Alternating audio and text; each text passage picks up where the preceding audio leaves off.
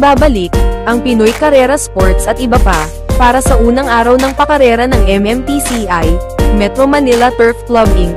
sa Malvar, Tanawan City, Batangas, January 15, 2025, Wednesday, at mayroong carryover ngayon sa winner take all na nagkakahalaga na 3,557,000 plus at ang post time para sa unang karera ay alas 5:00 ng hapon, kaya simulan na natin ang mga karera gabay, diya, tips at analysis ng channel na ito.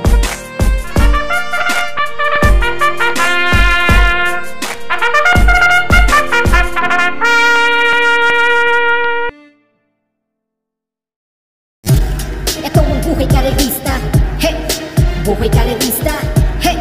Ito ang buhay karerista, ito ang mundo namin kung saan kami ang bida. Dito sa panimula ng winner take all, magandang laban agad to para sa ilang kalahok dito.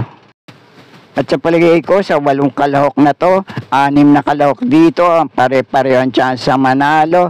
Numero 1 Abalon Bandit, numero 2 na Hot Legs, numero 3 na Etnad, numero 4 La Republica, numero 6 na Darna, at itong numero 7 Essential Lady.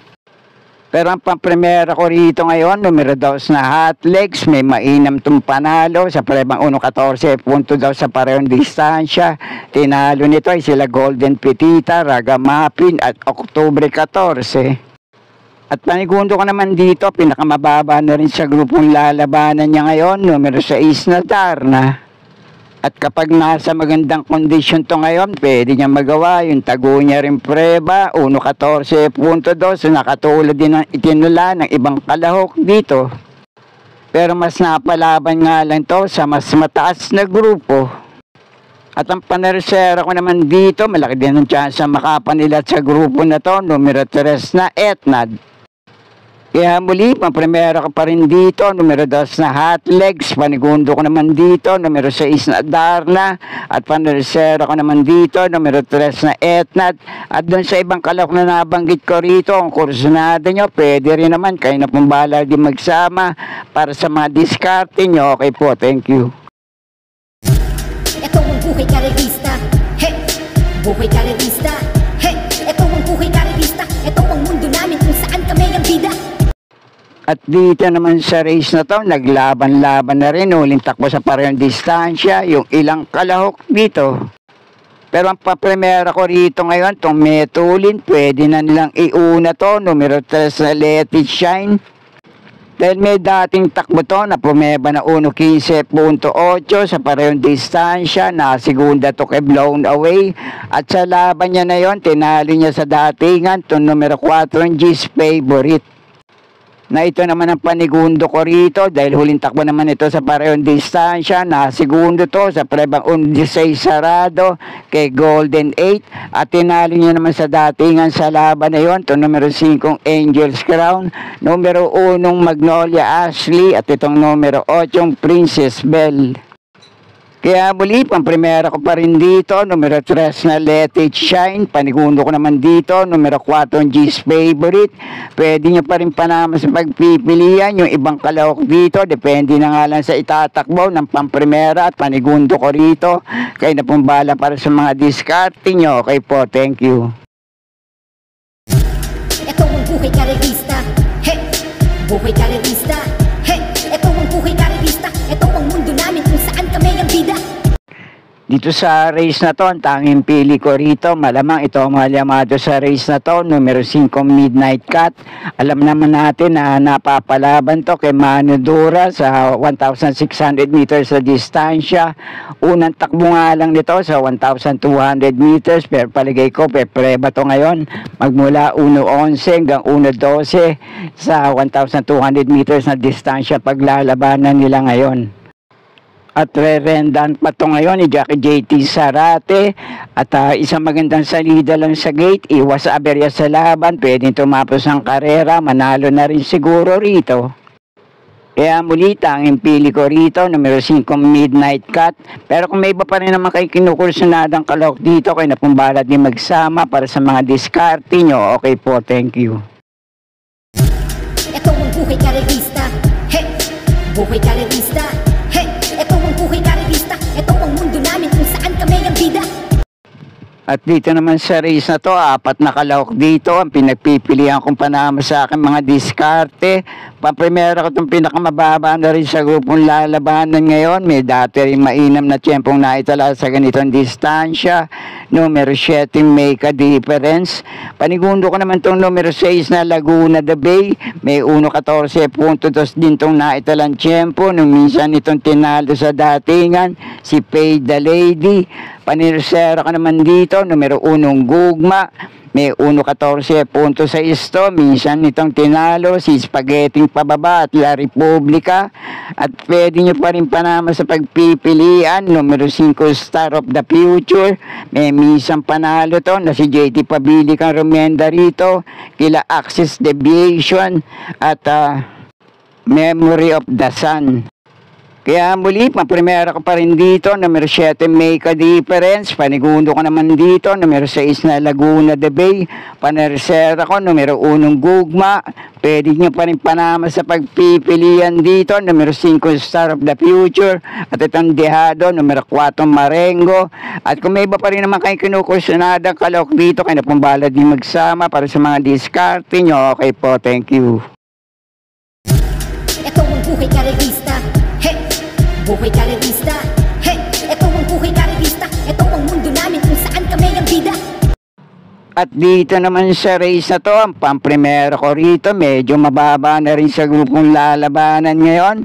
Kapag nasa magandang kondisyon, pwede niya rin magawa yung mga tagunyang preba magmula 1.13.30 hanggang 1.14 sa ganitong distansya sa mga dating laban niya. Numero 7, Spaghetti Pababa. Panigundot panersero ko naman dito, magaganda rin ang mga itinakbo ng mga huling takban ito sa parehong distansya. Panigundo ko itong numero 8, Sound of Silence. Panersero ko naman dito, numero 5, Top of the Mark. At ang pandiyado pandilat ko rito, itong nagbabalik takbo, naging bisyoso lang, galing sa mahabang bakasyon. Kung nasa magandang kondisyon at may lalaban dito, pwede rin makapanilat, numero 1, Bumabaga. At kung may iba pa rin naman kayo kinukursunadang kalok dito, kayo na pong bahala para sa mga diskarte nyo. Okay po, thank you.